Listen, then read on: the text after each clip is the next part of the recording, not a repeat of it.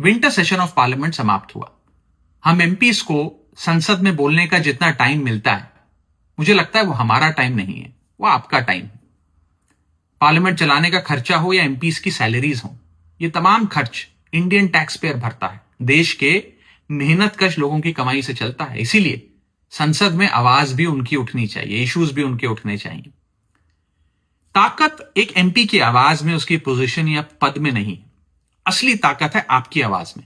जैसे आज से कुछ दिन पहले जब मैंने एयरपोर्ट पर मिल रहे महंगे खाने की बात रखी, उसे आपने अप्रिशिएट किया, खूब स्प्रेड किया, लाइक किया, उसे शेयर किया, और वो चीज सही कानों तक पहुंची और सरकार ने देश के एयरपोर्ट्स पर उड़ान कैफे नाम की एक सब्सिडाइज्ड कैंटीन खोलने का फैसला लिया।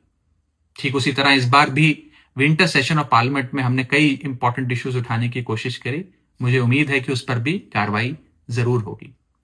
इस बार इस सत्र में हमने एक गिग वर्कर्स की हालातों को लेकर बात रखी, यानी कि जोमैटो, स्विगी या ब्लिंकिट, जेप्टो के जो डिलीवरी पार्टनर्स हैं, राइडर्स हैं, उनकी बात रखी।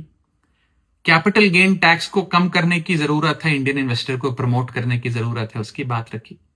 जीएसटी की दरों में गिरावट जरूर आई, लेकिन कई प्रोडक्ट के प्राइसेस में उतनी गिरावट नहीं देखी गई, उसकी बात रखी।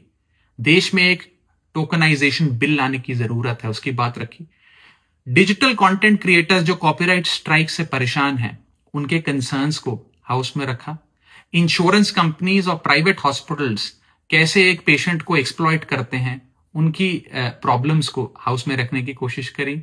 इंडिगो क्राइसिस हो, पोल्यूशन हो, ये तमाम इश्यूज इस बार उठाए। मैं जो इश्यूज उठाता हूं वो मैं किसी किताब से पढ़कर नहीं उठाता, आपको देखकर, आपको सुनकर, आपसे सीखकर उठाता हूं। मैं उम्मीद करता हूं कि अगले सेशन ऑफ पार्लियामेंट में भी मैं आपके इश्यूज उठा सकूं। आप प्लीज मुझे बताते रहिए अपने इश्यूज भी, अपने कंसर्न्स भी, और अपने सुझाव, अपने सजेशंस भी।